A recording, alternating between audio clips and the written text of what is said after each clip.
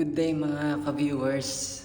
Ito nga pala yung vlogger or influencer na viral ngayon. Kung mapapansin niyo yung mga vlog or videos niya, puro hindi magaganda or negative yung mga sinasabi niya about kay Vice President.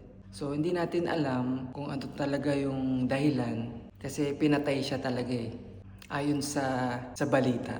So sa ganong sitwasyon, dapat wag na lang tayo magsalita ng mga hindi magagandang bagay sa kapwa natin.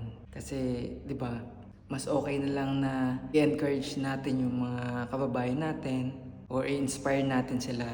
Kasi sa dami ng mga krimen na nangyayari sa bansa natin, hindi natin kailangan ng mga negative na feedbacks, mga negative comments, o mga masasamang salita na nanggagaling sa mga content creators. So, isa tong lesson para sa atin na huwag tayong magsalita ng mga hindi magagandang bagay sa kapwa natin.